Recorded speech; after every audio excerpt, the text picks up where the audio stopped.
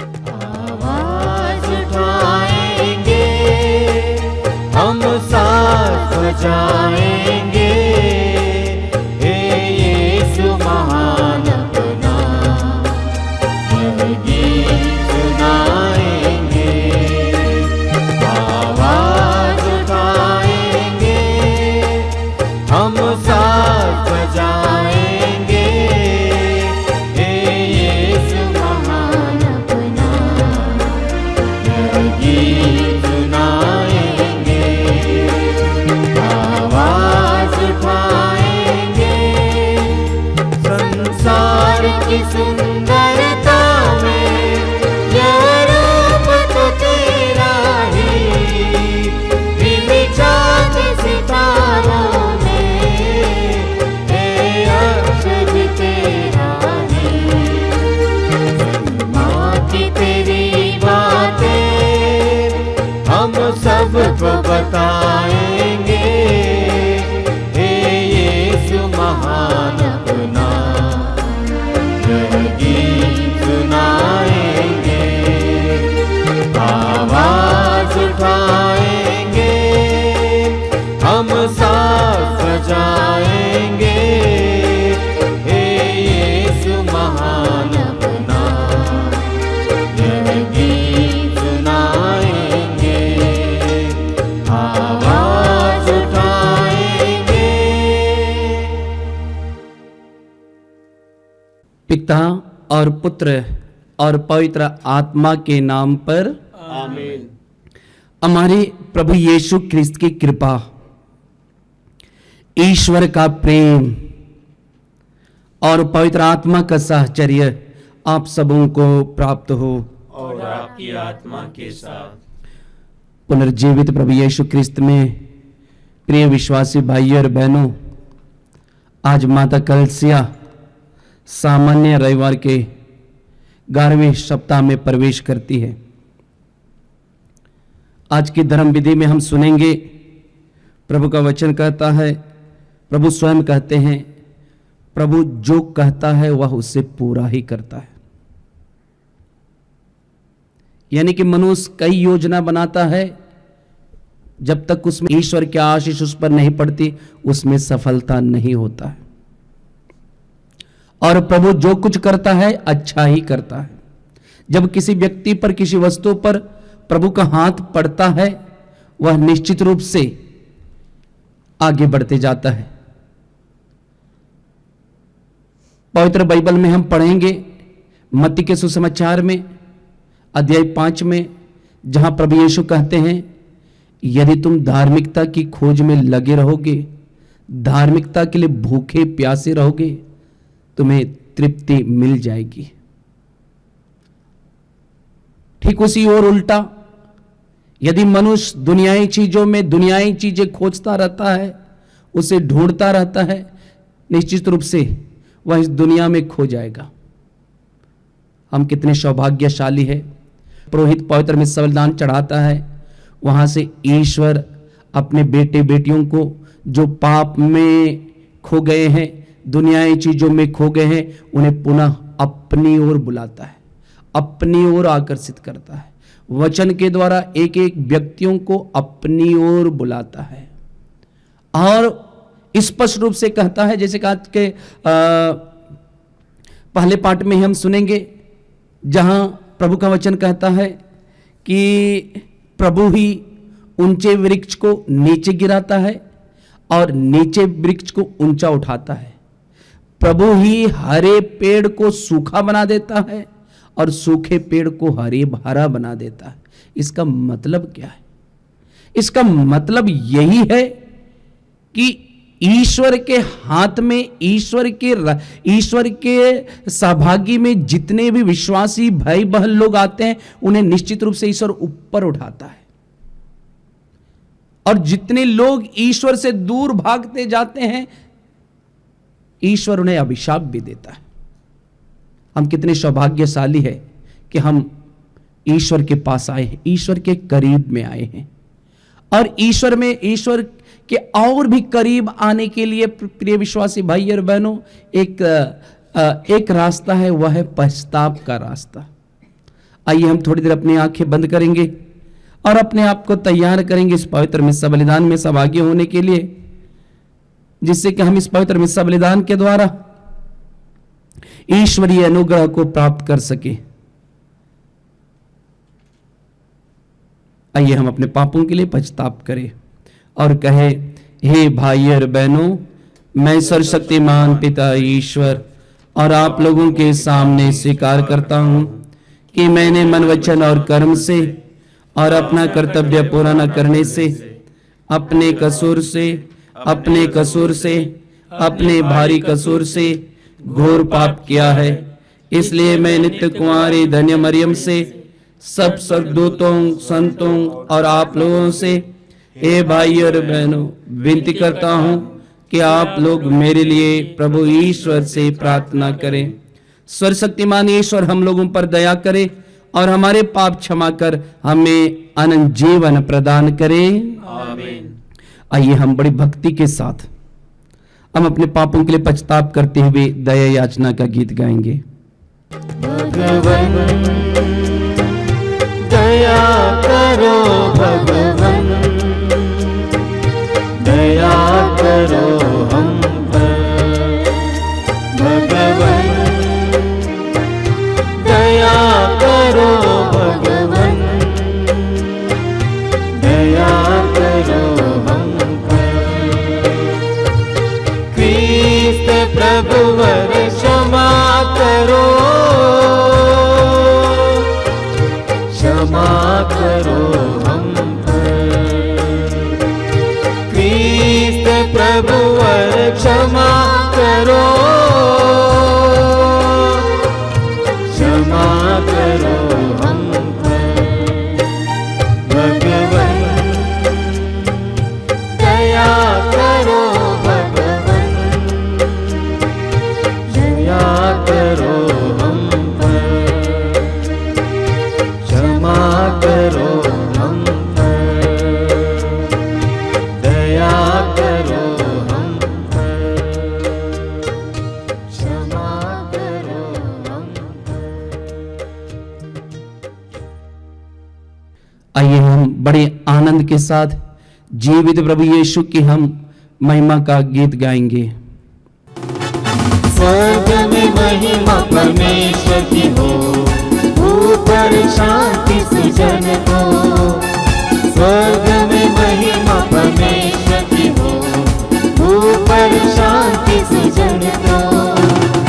हम तेरी प्रशंसा करते हैं, धन्य तुझे हम कहते हैं। तेरी आराधना करते हैं, तेरी महिमा गाते हैं।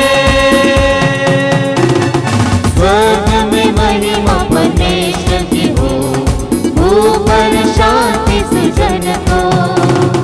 हे सर्वशक्तिमान पिता परमेश्वर, स्वर्ग लोक के स्वामी है। इकलौते पुत्र यीशु क्रिस्त है, तेरा गुणगान गाते हैं। स्वर्ग में महिमा परमेश्वर की हो, ऊपर शांति सुजन को। जगत का पाप तू हर लेता है, हम पर दया तू करते। पिता के दाएं विराजमान, हमारी विनती सुन ले। स्वर्ग में महिमा परमेश्वर की हो, ऊपर शांति सुजन को।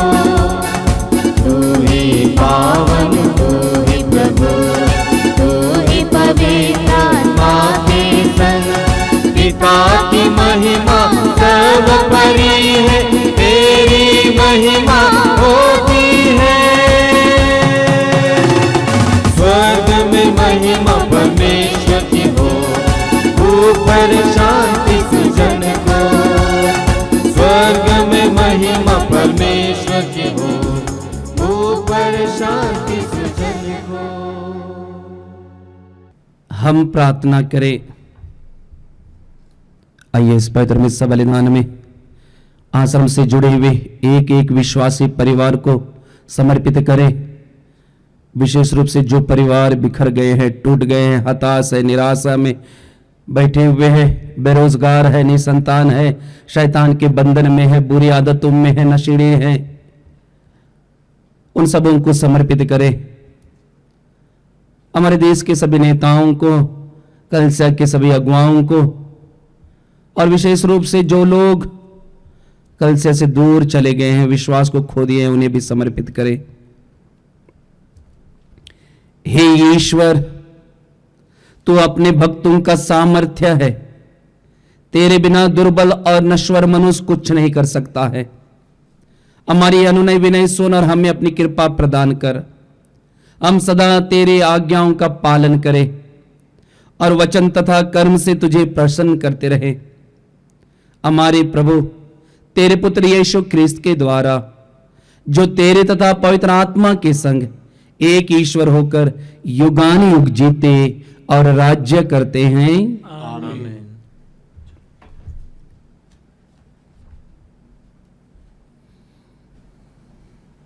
प्रभु आपके हृदय और जीवा को शुद्ध करें, जिससे आप प्रभु के पवित्र वचनों की घोषणा कर सके, पिता, पुत्र और पवित्र आत्मा के नाम पर।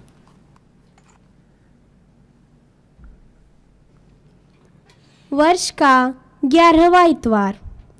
पहला पाठ नबी एजेकियल का ग्रंथ, अध्याय 17, पद संख्या 22 से 24। पाठ का मूल वाक्य है, मैं नीचे वृक्ष को ऊंचा बना देता हूँ।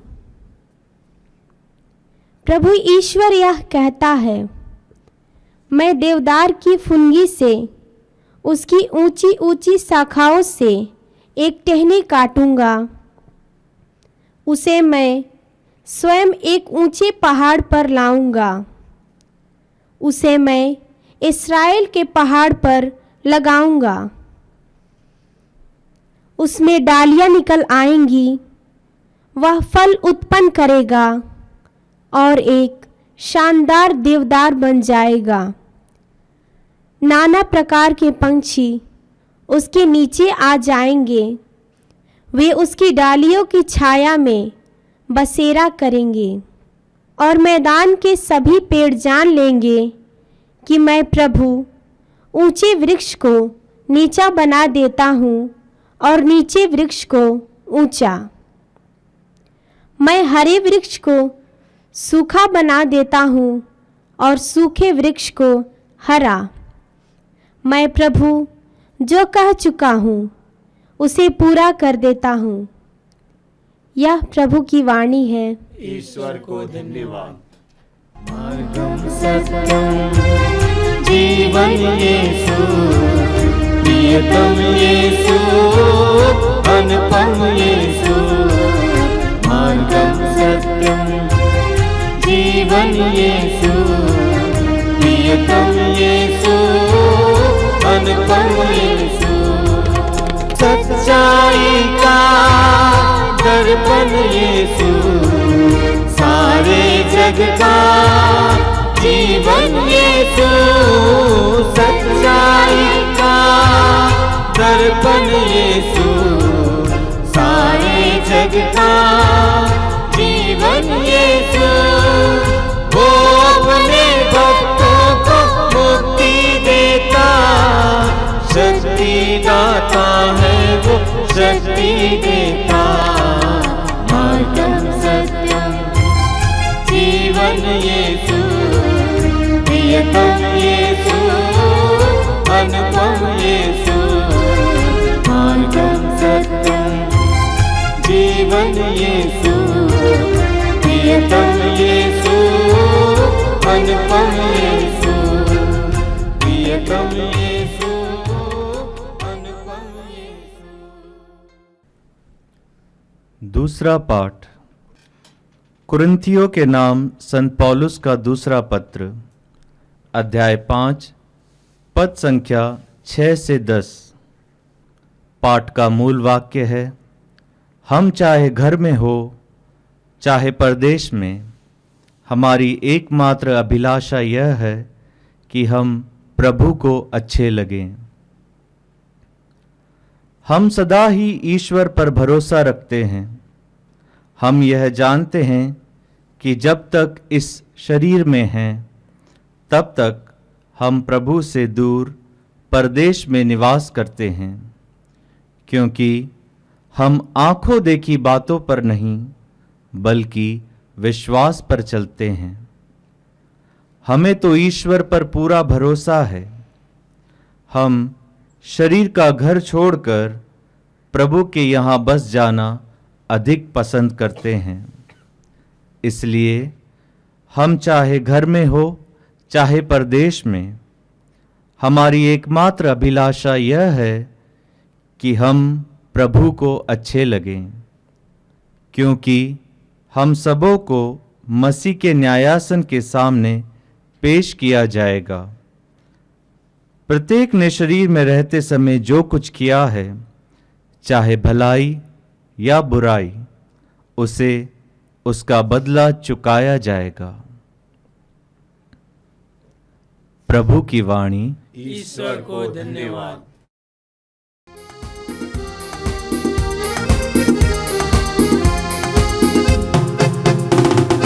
Hallelujah, hallelujah, hallelujah, hallelujah, hallelujah, hallelujah, hallelujah, hallelujah, hallelujah, hallelujah, hallelujah, hallelujah, hallelujah, hallelujah।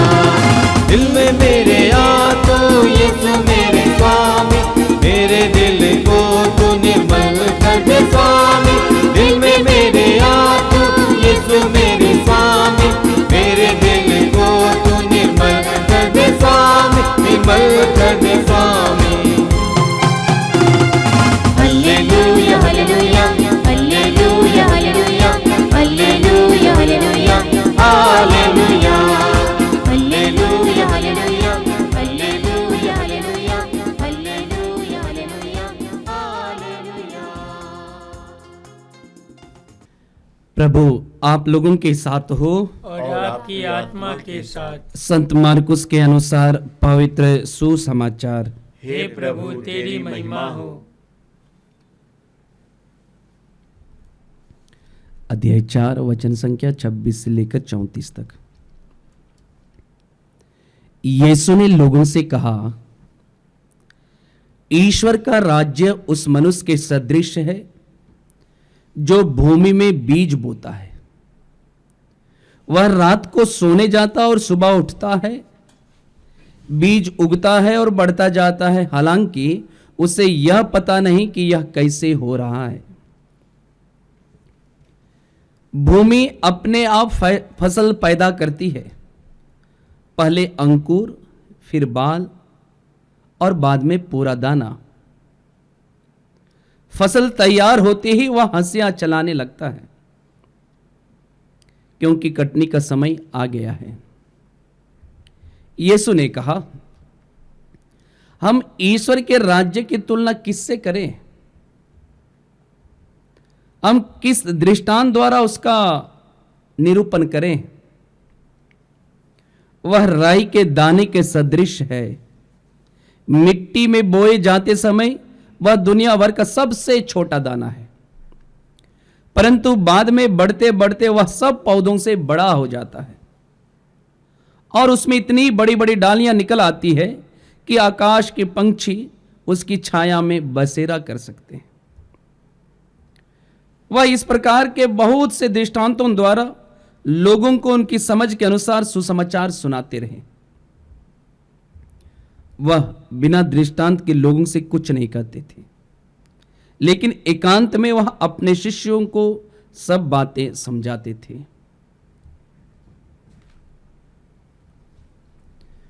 प्रभु यीशु का पवित्र सुसमाचार है। हे क्रिस्त तेरी स्तुति हो।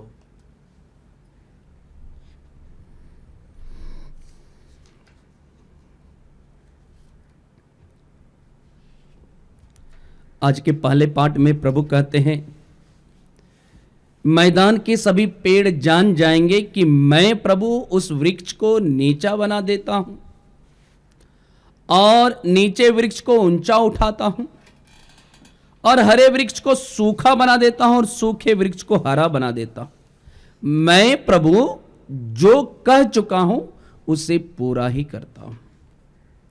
पुनर्जीवित प्रभु यीशु ख्रिस्त में मेरे विश्वासी भाई और बहनों, अभी आम का समय है।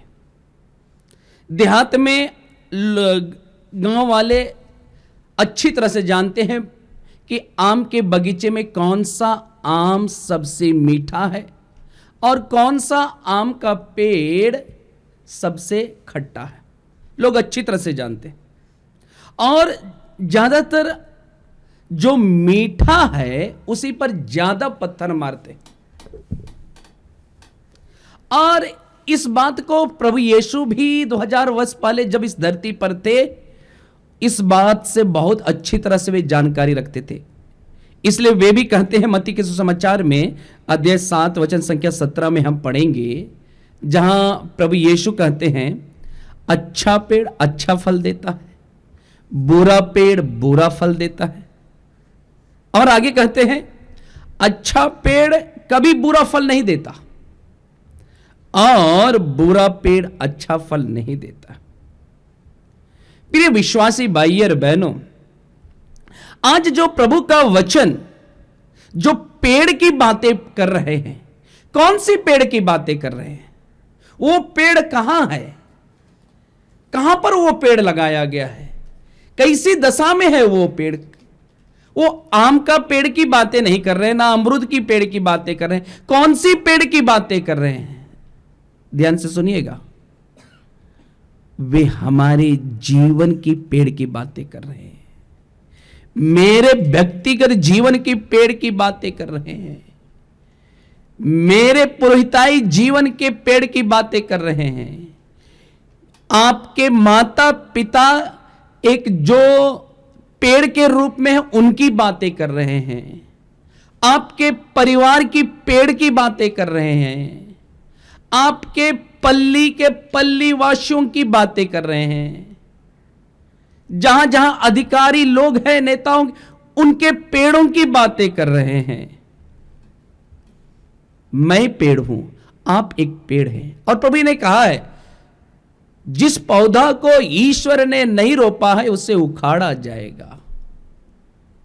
और हम सब ईश्वर के ही पेड़ हैं। क्या मेरा जीवन रूपी पेड़ मीठा फल देता है या खट्टा फल देता है? एक पारिवारिक जीवन होने के नाते, एक माता पिता होने के नाते, आप अपने बच्चों के लिए, पड़ोसियों के लिए अच्छा फल देते हो या बुरा फल देते हो? और एक पेरिस में रहते वक्त एक पुरोहित लोगों के लिए एक अच्छा फल देता है या बुरा फल देता है? प्रभु कहते हैं, हम पढ़ेंगे यूहन्ना के सुसमाचार अध्याय 15 में वचन संख्या 1 में। वहां पर प्रभु यीशु कहते हैं, मैं दाख लता हूं, तुम सब डालियां हो। और कहते हैं कि जो मुझ में रहता है वह बहुत सा फल उत्पन्न करता है, और जो मुझ में नहीं रहता है वो क्या किया जाता है, उसके बारे में प्रभु यीशु बहुत सुंदर तरीके से वचन हमें बताते हैं। ध्यान से सुनिएगा, प्रभु का वचन कहता है, मैं सच्ची दाख लता हूं और मेरा पिता बागवान है। वह उस डाली को जो मुझ में नहीं फलती है काट देता है, और उस डाली को जो फलती है छांटता है, जिससे वह और भी अधिक फल उत्पन्न करे। और आगे वचन कहता है कि जो डालियां फल नहीं देती है उससे काट दिया जाता है और उससे आग में झोंक दिया जाता है। आज हमारे लिए बहुत बड़ी अपने आप से सवाल पूछने की जरूरत है, क्या मेरे जीवन रूपी पेड़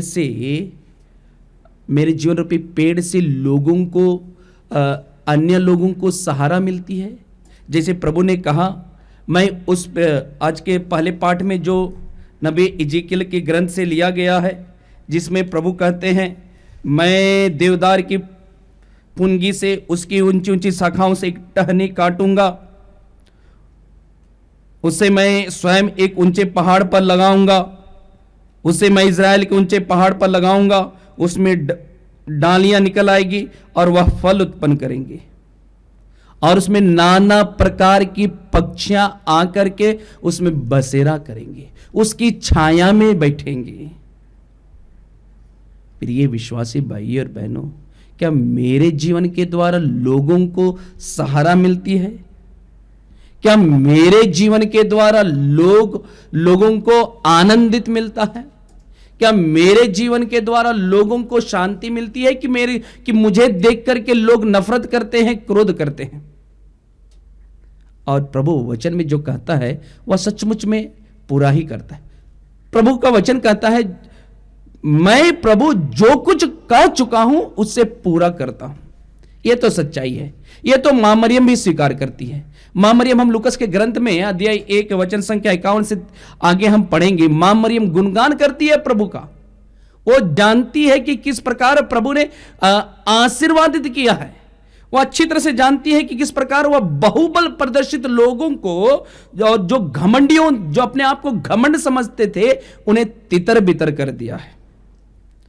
और जो शक्तिशाली थे, शारीरिक रूप से शक्तिशाली, धन दौलत से शक्तिशाली थे, उनके आसनों से नीचे गिरा देता है और दीनहीन को महान बना देता है। आगे मरियम गुणगान करती हुई कहती है, जो दरिद्र है उससे ईश्वर संपन्न करता है और जो धनी लोग हैं उन्हें खाली हाथ लौटा देता है।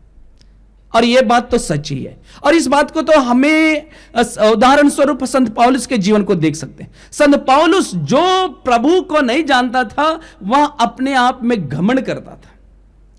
संत पौलुस जो अपने आप को उस समय अपने आप को नेता के रूप में साबित करता था और ईश्वर के अनुयायियों के विरुद्ध था, ईश्वर के अनुयायियों को सताता था, उन्हें प्रताड़ित करता था, वे अब क्या कहते हैं? वे जब ईश्वर से मुलाकात किए तो उनके ईश्वर से मुलाकात हुई और उनका जीवन कैसे परिवर्तन हुआ?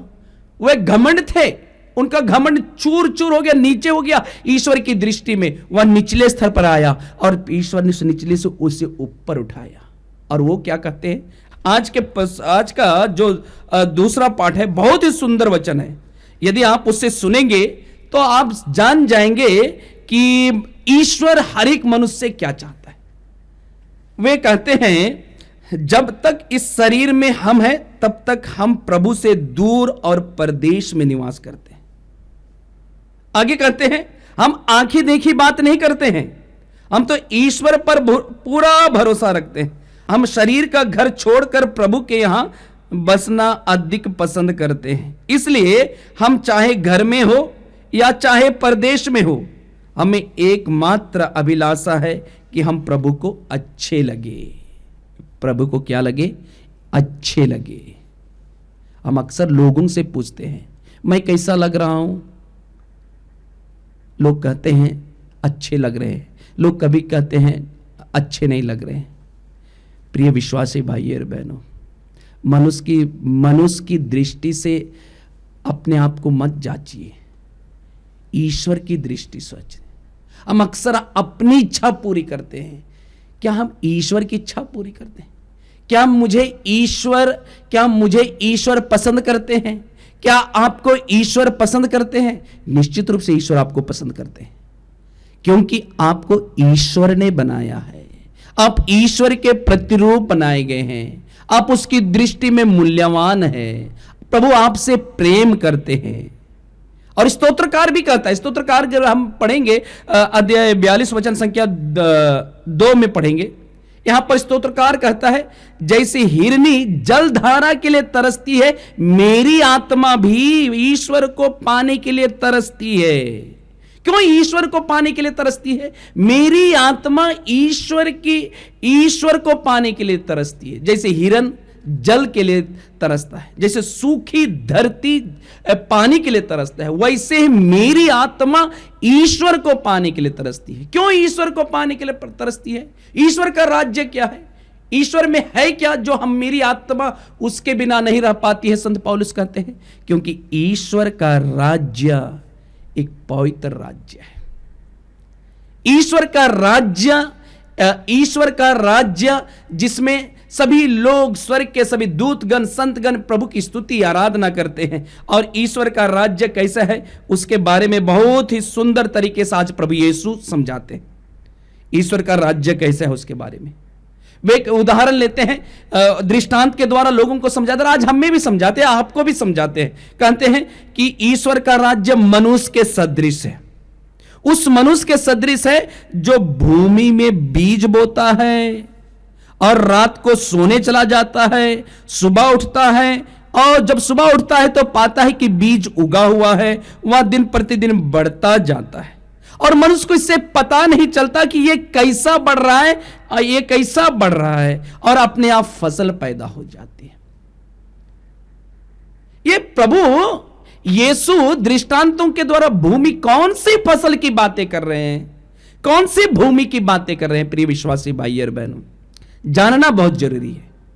जब हमें जानकारी नहीं रहती है तब हम प्रभु के वचन को नहीं समझते। आज प्रभु जो भूमि की बातें कर रहे हैं वो मेरा शरीर है, ये मेरे शरीर है। मेरे शरीर में जो बीज बोया जाता है, कौन सा बीज? प्रभु का वचन का बीज। आपके शरीर में कौन सा बीज बोया जाता है? शारीरिक दुनियाई चीज के बीज कि ईश्वरीय बीज? हम अक्सर भूमि में, इस मेरा शरीर में हम अक्सर क्या बोते हैं? व्यभिचार को बोते हैं, जादू टोना को बोते हैं, ईर्ष्या क्रोध को बोते हैं, फूट भेदभाव को बोते हैं। इसलिए आज प्रभु का वचन हमसे कहता है वचन को बोइए। कौन सा वचन को बोएंगे? प्रेम का वचन को, आनंद का वचन को, जो हमें शांति प्रदान करता है। उस वचन को हृदय में बोइए जो हमें सहनशीलता, मिलनसार, दयालुता और ईमानदारिता को बढ़ावा देता है। और जब हम वचन के बीज को जब हम बोते हैं, ईश्वर हमें हर एक जन को आशीर्वादित करता है। प्रिय विश्वासी भाई और बहनों, ईश्वर के वचन में ताकत है। ईश्वर के वचन में जो ताकत है, जो नीचे हुए लोगों को ऊपर उठाता है, नीचे पड़े हुए लोगों को ऊपर उठाता है। और ईश्वर का वचन जो अपने आप को घमंड करते हैं, अपने आप को वाहवाही करते हैं, उसे नीचे गिराता है। यह सच्चाई है। तो आइए आज हम प्रार्थना करेंगे कि हमारे जीवन एक पेड़ है और यह शरीर ईश्वर का मंदिर है। इस जीवन रूपी शरीर से लोगों को सहारा मिले, लोगों को शांति मिले। मेरे जीवन के द्वारा लोग ईश्वर की ओर अभिमुख हो जाए। जैसे उदाहरण स्वरूप कलकत्ता की संत मदर तेरेसा के पास लोग आए, उसकी छत्र छाया में आए, उन्हें अपना सहारा माने, क्योंकि वह एक पेड़ बने। उसकी डाली में बहुत सारे पशु पक्षी के रूप में गिरे हुए लोग, समाज से तिरस्कृत लोग आए। तो आइए आज हम थोड़ी देर अपनी आंखें बंद करें, हम प्रार्थना करें कि पवित्र आत्मा हम लोगों को ज्ञान बुद्धि विवेक से भर दे।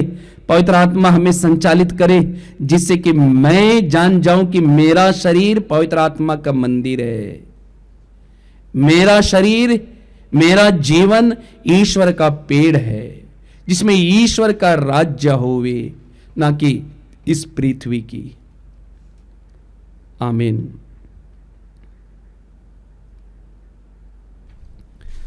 आइए हम अपने विश्वास को प्रकट करें और कहें, मैं सर्वशक्तिमान पिता, स्वर्ग और पृथ्वी, सब दृश्य और अदृश्य वस्तुओं के सृष्टिकर्ता एक ही ईश्वर में विश्वास करता हूँ। मैं ईश्वर के इकलौते पुत्र, एक ही प्रभु यीशु ख्रीस्त में विश्वास करता हूँ, जो सभी युगों के पहले पिता से उत्पन्न है। वह ईश्वर से उत्पन्न ईश्वर, प्रकाश से उत्पन्न प्रकाश, सच्चे ईश्वर से उत्पन्न सच्चा ईश्वर है। वह बनाया हुआ नहीं बल्कि उत्पन्न हुआ है। वह पिता के साथ एकत्व है, उसी के द्वारा सब कुछ सृष्ट हुआ।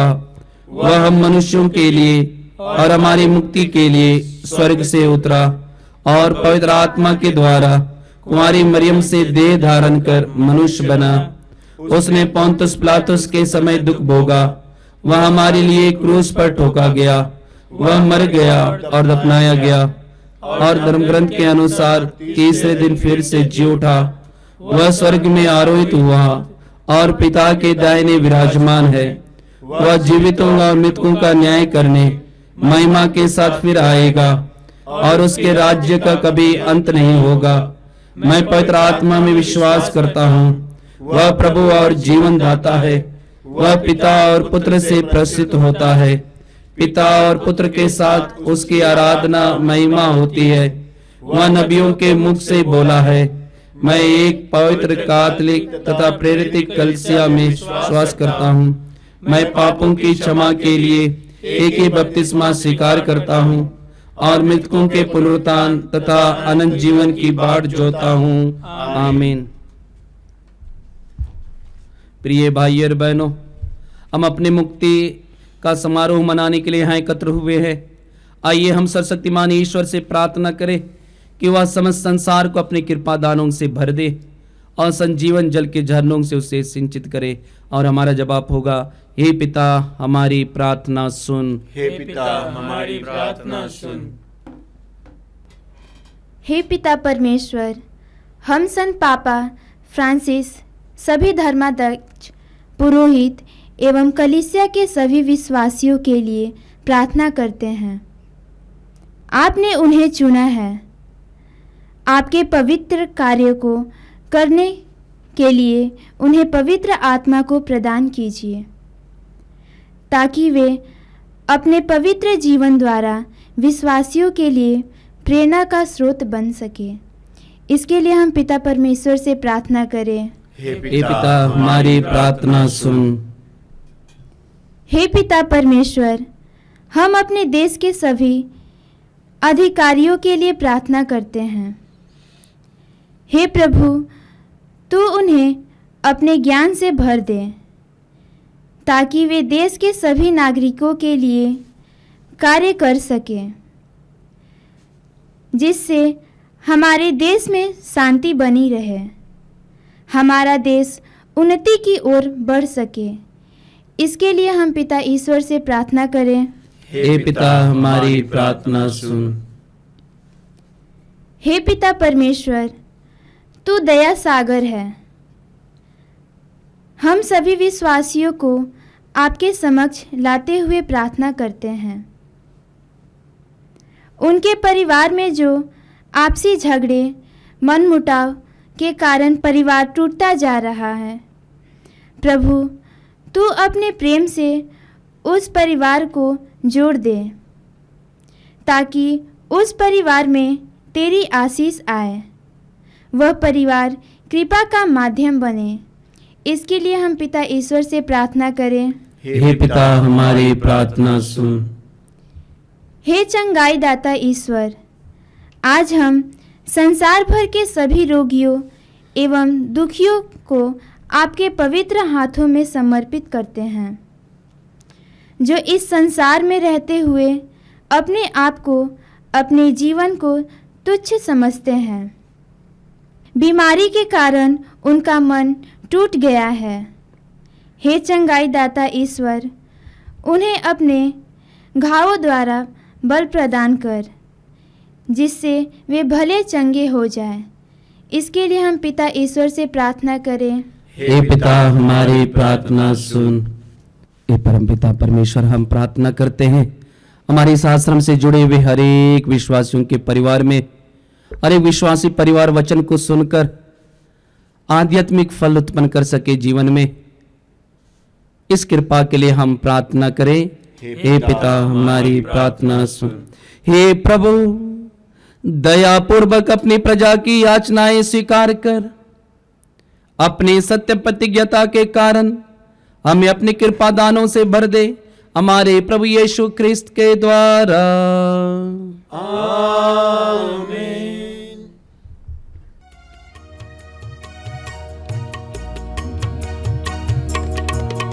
मेरे यीशु मैं आया, चरणों में भेंट लाया, संपूर्ण जीवन तुझको समर्पण, खुद को चढ़ाने में आया। मेरे यीशु मैं आया, चरणों में भेंट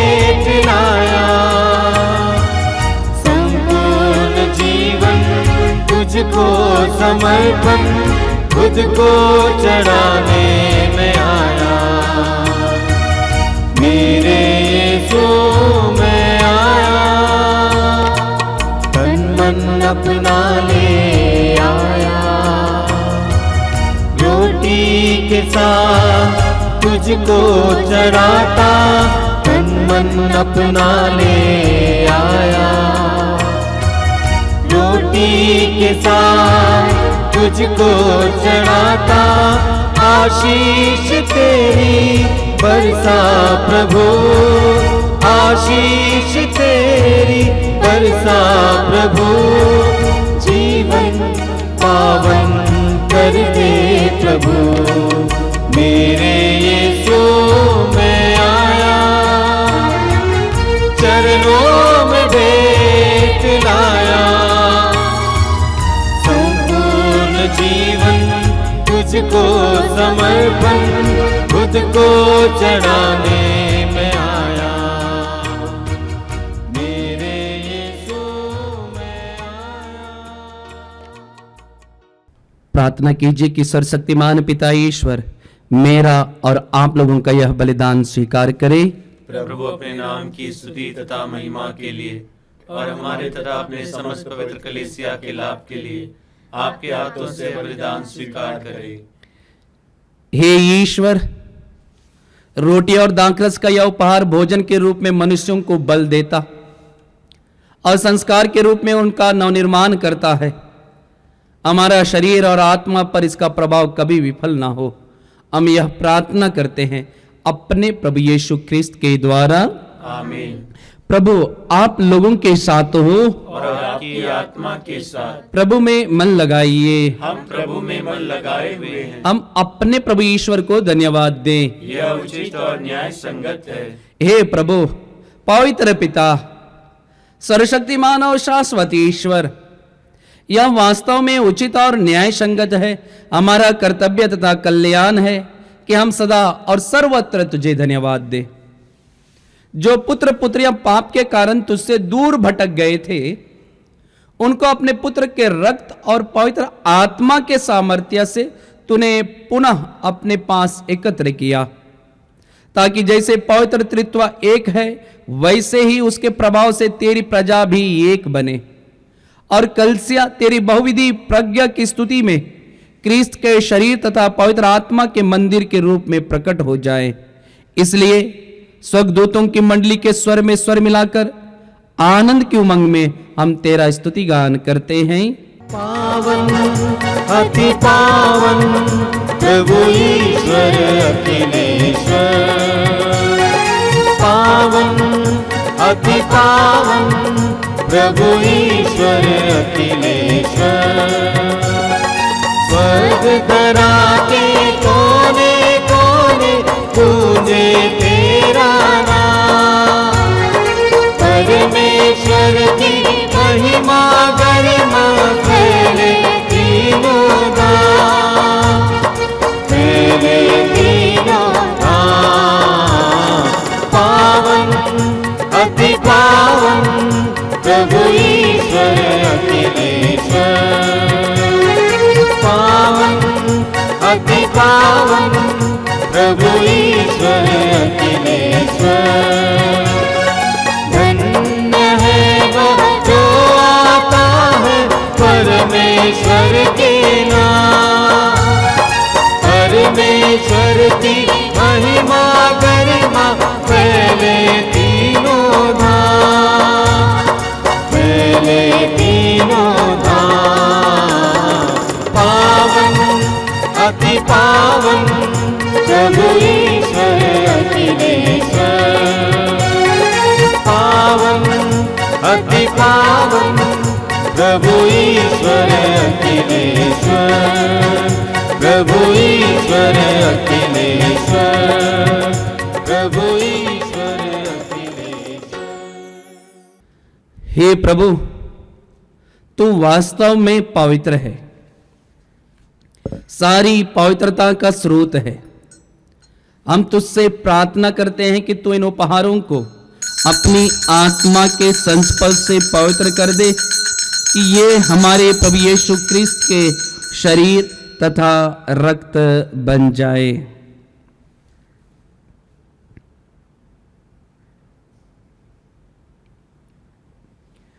जब वे स्वेच्छा से मृत्यु के लिए सौंपे गए, उन्होंने रोटी ली, तुझे धन्यवाद दिया और रोटी तोड़कर उसे अपने शिष्यों को देते हुए कहा, तुम सब इससे लो और इसमें से खाओ, क्योंकि यह मेरा शरीर है जो तुम्हारे लिए बलि चढ़ाया जाएगा।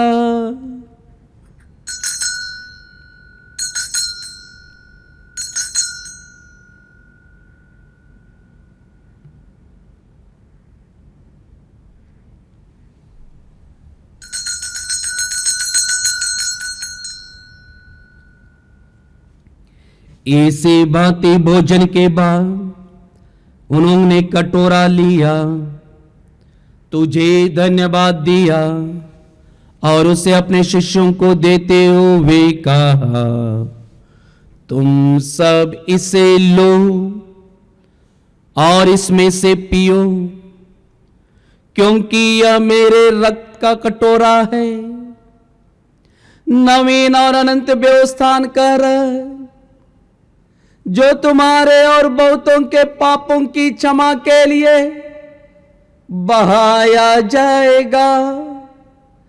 तो मेरी स्मृति में यह करो।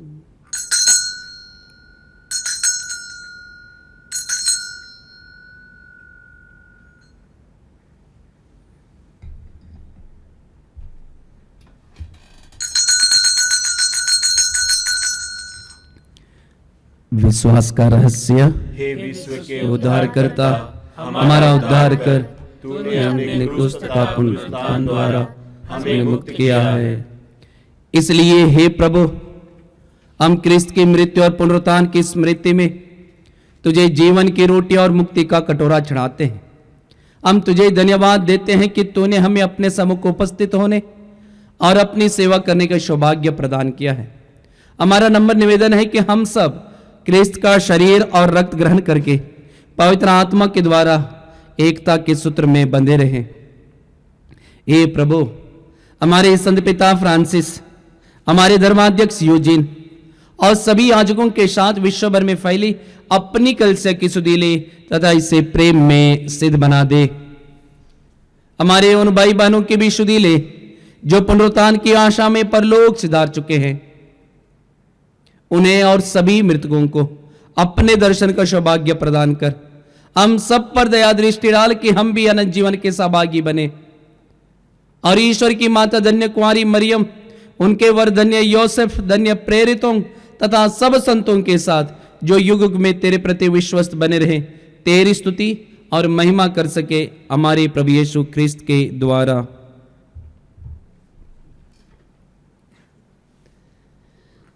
इन्हीं प्रभु क्रिस्त के द्वारा, इन्हीं के साथ और इन्हीं में ये सर्वशक्तिमान पिता ईश्वर पवित्र आत्मा के साथ सारा गौरव तथा सम्मान युगानुयुग तेरा ही है।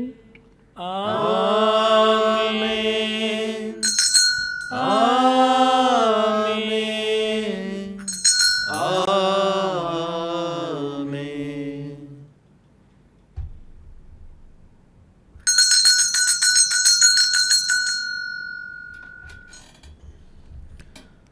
हम सब मिलकर पिता ईश्वर से प्रार्थना करें जैसे प्रभु यीशु ने हमें सिखाया है। हे हमारे पिता, तू जो स्वर्ग में है, तेरा नाम पवित्र माना जाए, तेरा राज्य आवे, तेरी इच्छा जैसे स्वर्ग में है वैसे इस पृथ्वी पर भी पूरी हो। हमारा प्रतिदिन का आहार आज हमें दे और हमारे अपराध हमें क्षमा कर जैसे हम भी अपने अपराधियों को क्षमा करते हैं, और हमें परीक्षा में न डाल परंतु बुराई से बचा। हे प्रभु, हम तुझसे प्रार्थना करते हैं, सभी बुराइयों से हमें बचा और इस जीवन में हमें कृपा पूर्वक शांति प्रदान कर हम तेरी दया से सदा पाप से दूर और हर प्रकार की विपत्तियों से सुरक्षित रहें और उस दिन की प्रतीक्षा करते रहें जब हमारे मुक्तिदाता यीशु ख्रिस्त फिर आकर हमारी धन्य आशा पूरी करेंगे।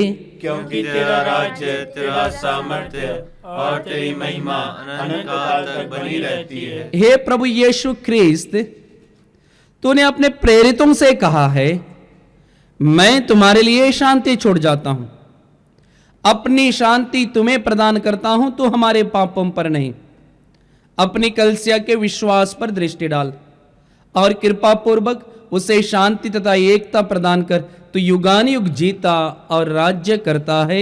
आमीन। प्रभु की शांति सदा आप लोगों के साथ हो और आपकी आत्मा के साथ। परस्पर शांति अभिवादन कीजिए।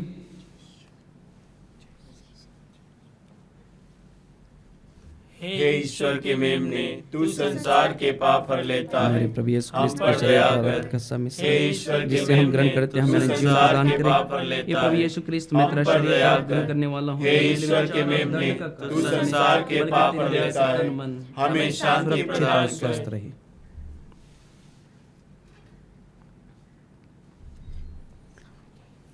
देखिए ईश्वर का मेमना, इन्हें देखिए जो संसार के पाप हर लेते हैं। धन्य हैं हम सब जो प्रभु यीशु के पवित्र भोजन पर बुलाए गए हैं। हे प्रभु, मैं इस योग्य नहीं हूँ कि आप मेरे यहाँ आवे, किंतु एक ही शब्द कह दीजिए और मेरी आत्मा चंगी हो जाएगी। क्रिस्त का शरीर रक्त हमारे जीवन की रक्षा करता रहे। आमीन।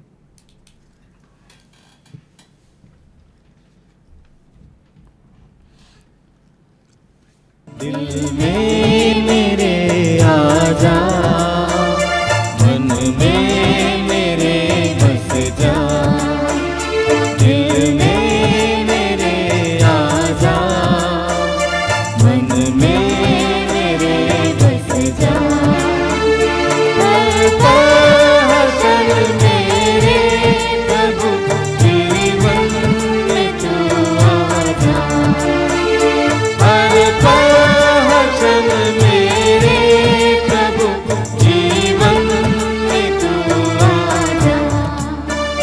दिल में मेरे आजा, मन में मेरे बस जा। दिल में मेरे आजा, मन में मेरे बस जा। माता लहू तेरा, पोषण प्रभु मेरा। माता लहू तेरा, पोषण प्रभु मेरा। दिल में सदा रह जा प्रभु, मेरा मीत तू बन जा। दिल में सदा रह जा प्रभु, मेरा मीत तू बन जा। दिल में मेरे आजा, मन में मेरे बस जा। दिल में मेरे आजा, मन में मेरे बस जा। हर क्षण मेरे प्रभु जीवन में तू आजा। हर क्षण मेरे प्रभु जीवन में तू आजा। दिल में मेरे आजा, मन में मेरे बस जा। दिल में मेरे आजा, मन में मेरे बस जा। आइए हम पिता परमेश्वर को धन्यवाद देंगे। तृत्व में ईश्वर धन्यवाद देते हैं प्रभु यीशु हमारे जीवन में आने के लिए, अपने पवित्र शरीर और पवित्र लहू हमें देने के लिए। धन्यवाद प्रभु यीशु तेरे पवित्र वचनों के लिए। जैसे आज तूने वचन में कहा मैं जो कुछ भी कहता हूं उसे पूरा करता हूं। मैं ऊंचे वृक्ष को नीचे गिराता हूं और नीचे वृक्ष को ऊंचा उठाता हूं। मैं हरे पेड़ को सुखा देता हूं और सूखे पेड़ को हरा बना देता हूं। धन्यवाद प्रभु यीशु, तेरे वचनों में जो सामर्थ्य शक्ति है, जो चंगाई है, उसके लिए हम तुझे धन्यवाद देते हैं, तेरी स्तुति करते हैं, तेरी महिमा करते हैं। धन्यवाद प्रभु यीशु तेरे वचनों के लिए जो आज हमसे कहा कि हमारा आत्मा तेरे लिए तरसती रहती है, तुझे ढूंढती रहती है। धन्यवाद प्रभु यीशु, तेरे पवित्र वचन जो जीवंत वचन है, हम सबों को प्रतिदिन हमें परिपोषित करती है। तेरा वचन हमें स्वर्ग राज्य की ओर आकर्षित करती है। धन्यवाद प्रभु यीशु, आज हम सबों को आशीर्वादित कीजिएगा, कृपाओं से भर दीजिएगा, बुराई से बचाइएगा, पाप से बचाइएगा। और जो भी कार्य हम करेंगे, जो भी वचन हम बोलेंगे, किसी से भी बातचीत करेंगे, सब कार्यों में तेरी महिमा हो। हे प्रभु, पवित्र यूकरिस्त का यह सभाग तेरे तथा विश्वासियों के बीच एकता का चिन्ह है। यह तेरी कलीसिया में एकता का फल उत्पन्न करे, हमारे प्रभु यीशु क्रिस्त के द्वारा। प्रभु आप लोगों के साथ हो और आपकी आत्मा के साथ। सर्वशक्तिमान ईश्वर पिता और पुत्र और पवित्र आत्मा आप सबों को आशीर्वाद प्रदान करे। आमीन। आप लोग विदा ले, प्रभु यीशु के प्रेम और शांति में जीवन बिताएं। ईश्वर को धन्यवाद।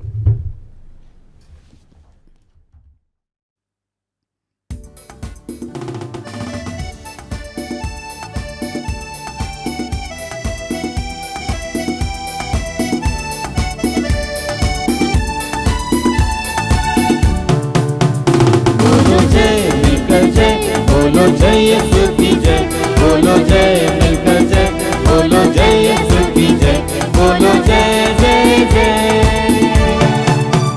बोलो जय मिलकर जय, बोलो जय यीशु की जय, बोलो जय मिलकर जय, बोलो जय यीशु की जय, बोलो जय जय जय।